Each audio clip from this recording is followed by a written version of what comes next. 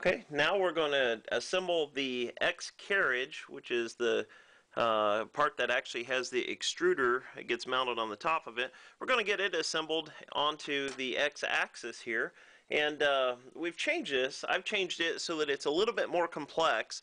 It's also smaller than the original press, the iteration 2. If you look, it's a little bit shorter, and so that gives you a little bit more X-axis that you can use, but it also is a little bit more complex because you've got 4 pieces here instead of 2 for the clamps before. And what those 4 pieces are is that they actually go through and they include what's called a tensioner, so that as you wrap the belt around the tensioner, you can actually force a screw through there, and this is kind of like a generic pulley, and that will actually tension properly your belt so that it keeps it tight and keeps all the slack out of the the movement of it. And so that's one really good thing I like about it. The other thing I like is the original process style, these little parts would actually snap off, the little stanchions, I guess is what you'd call them. And the other problem is that there was always a little bit of slack in there when you snap the bearings in there, and you'd end up cinching it up a little bit with just wire ties only. Well, I kind of like the cooling, Jonas cooling, where it actually goes through and you have a bolt that will actually cinch it up better, and it slides on a little bit easier. This modification of it is shorter, so all in all, I think it's a much better improvement. Also allows you to mount some fans on there if you want them on the ends. But anyway, for now, we're going to get this assembled. What you're going to need is the only tool you'll need is a 2.5 millimeter Allen wrench. Then you're going to need 5 of these 3 millimeter 25 millimeter long socket head cap screws. You're going to need 1 of the 16 millimeter long 3 millimeter socket head cap screw. You're going to need 6 of these small nuts, 3 millimeter nuts. You're going to need 2 washers, and you're going to need the 4 small pieces that are left in your kit, and of course you're going to need the X carriage, and you're going to need the assembly of the X axis that we had just built. So let's go ahead. What we're going to do, we're going to kind of leave this assembly for now. Let's do all the small assembly on here that we can. Keeps it a little bit freer, definitely makes it faster to do that. So what we're going to start off doing is we don't want to assemble these yet until we actually put it around the axis, but we're going to go ahead and let's start off. I always start off by putting in the hole here for the tensioner. And it's a little bit snug, which is fine because you don't really want it to be too loose. And so I'm going to put the 25 millimeter long screw in there and go through. And if you look on the other side of this, there is a nut trap right there. So we're going to try and snap that nut in there if we can. That's a great thing about why you only need 1 tool for this, is that with their liberal use of nut traps, then generally you don't have to worry too much about it. Well, that one doesn't snap totally in there. Sometimes they work really good, sometimes they don't. All we want to really worry about right now is actually just getting it in there for the screw.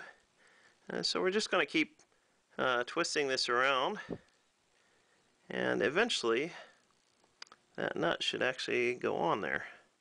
And that nut is actually what is going to provide the tension with the bolt up against it onto this really small pulley. And that's actually what's going to provide your tension. Right now we're not so terribly concerned about that. We're just going to leave it out there. One key thing to note is that this has a small little pocket on it, and that's actually what's going to ride into the screw. And so as it gets tension on there, it'll actually push it, and the taller this distance is in here, or the longer it is, the more tension it's going to put on the belt. So for now, let's just leave it like that. Next up, we're going to actually put the clamps on here that we need. So we're going to go ahead and put some of these things in here. And one of the things that you've kind of got to watch out on some of these is that there's a little bit of variance in the way that they have made these versus the way that the belts that we use now are much thinner than the belts that they must have had available when they made these. So, you know, a little bit of modification once in a while if you need to. Okay, so now what we're going to do is we are going to assemble the piece. One piece goes on one side and two pieces go on the other side. So what we're going to do is the side that has the tensioner built in actually has two pieces on it. So plus the little pulley piece, so there's three pieces on it. That's what makes it much more complex. So what we're going to do is the side that has a nut trap that's built into here, we're going to put a nut in there.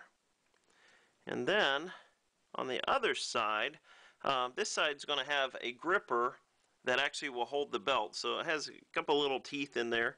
And then we're going to put that on there. And sometimes you have to fiddle around a little bit with it because we kind of want that square peg to be kind of tight. And then on top of that, we're going to actually use the 16mm screw, but we're also going to use a washer with that. And part of that is just because I want the additional strength of that washer pushing up against the plastic, and that will actually help the belt, you know, stay very, very tight. So anyway, we're going to just kind of screw that on there. All we want it right now is just to be on there. We don't really care that it's tight or not because we still got to be able to put the belt on there later. So with that, getting in the nut trap, we'll leave a little bit of space there, and that side's done for now. Okay, so for the other side, it's a little more complex. We're not going to worry about this little piece for the pulley. Go ahead and put that back in your plastic bag. You do not want to lose that. It's very, very important later. So what we're going to do is we're going to take the piece that has the nut trap. We're going to put a nut in there and wiggle it around. It's a pretty good fit. And then now we're going to take the other piece, and all this piece is just a relief to allow the belt to go through and around, and then be bound on the other side with the little gripper. So anyway, we're going to try and get that all together. The nut side, of course, goes up. This little piece that has the relief, it has a notch in it on one side, and so we're going to, I kind of wish they had it so that they had two bolts on both sides just to put a little bit more tension on it, but I've really not had too much trouble with it in using these. We're of course going to put our washer there because we want as much tension on that as possible, or compression I should say. And we're going to use one of our M3 25mm screws. So that whole stack is quite a stack there, which pretty much uses all of the M3 25mm screws length to get it. So we just keep twisting that in there till we get the whole thing. And you got to keep holding that nut in the nut trap, unfortunately. But after a while, still same deal. We don't really care about tightening it up all the way. Right now, all we want to do is make sure that the nut is in the nut trap, and you got to make sure that that actually goes in the hole there. Sometimes it's a little bit harder to get that. Snap that in.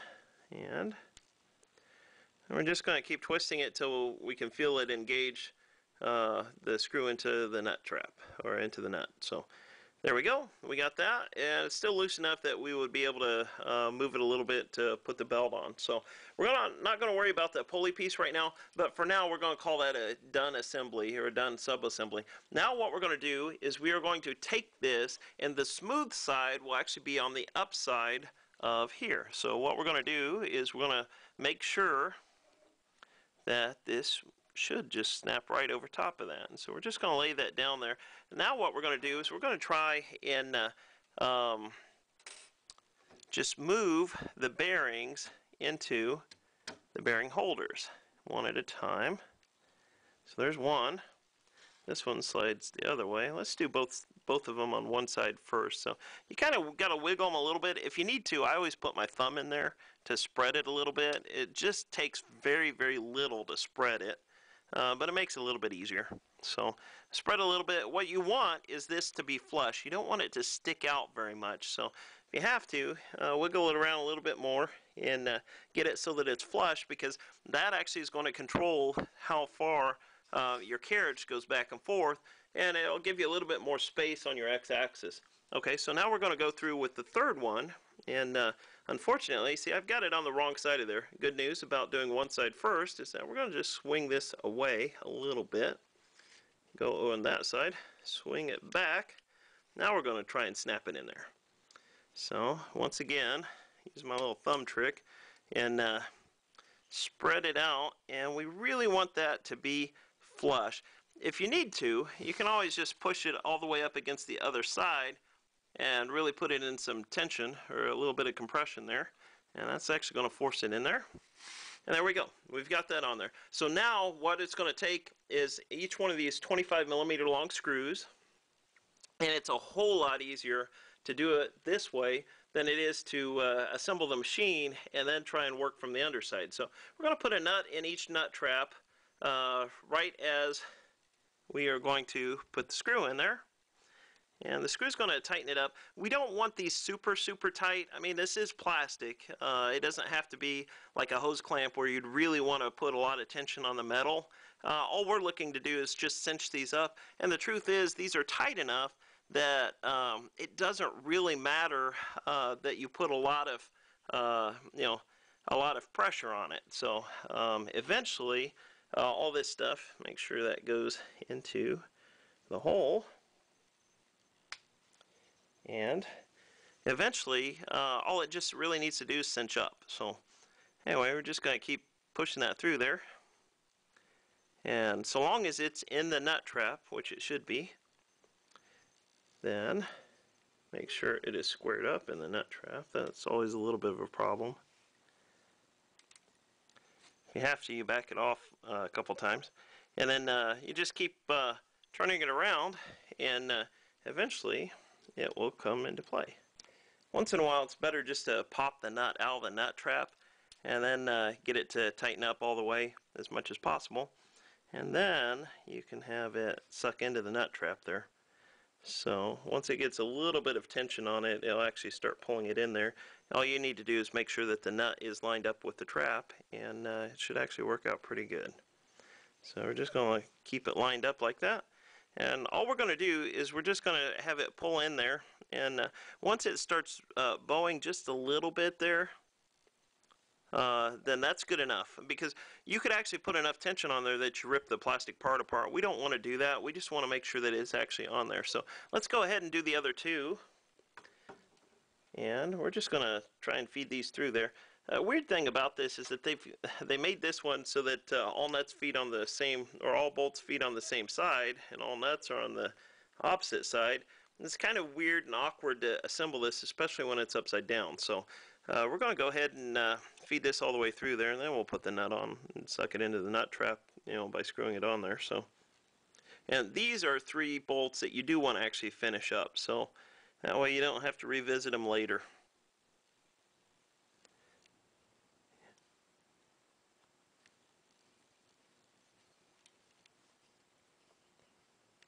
Once you see the bolt on the other side, go through for that socket head cap screw and find your nut and just kind of twist it on there.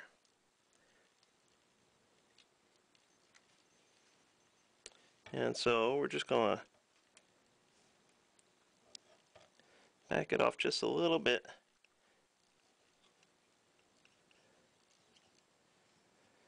Okay. And so now, same deal. We're just going to kind of get that to line up to the nut trap as much as possible. And once it kind of sucks in there, make sure that that is lined up. It's a little off, and so back it off if you have to. And now you can see it's actually going into the nut trap, so that's perfect. And so that one's tight. Okay, one more to go, and we're done with this part of the assembly. So this one's a little more awkward, especially since I probably should have put it on before I did the other screw. So, anyway, try and see if we can get this on here.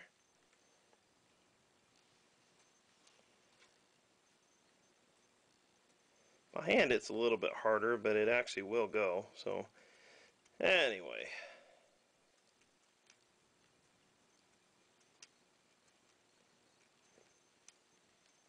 Ideally, these would go from the other side, and that way you're always using the outside to keep going with these.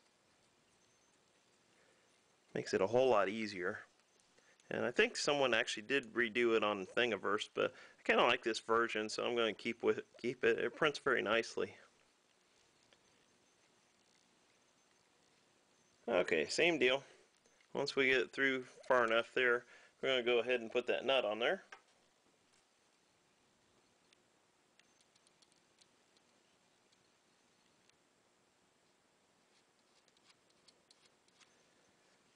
Tighten it up enough that it pulls it into the nut trap and puts a little bit of tension on it.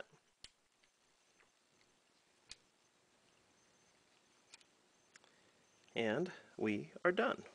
That gives us our exit carriage.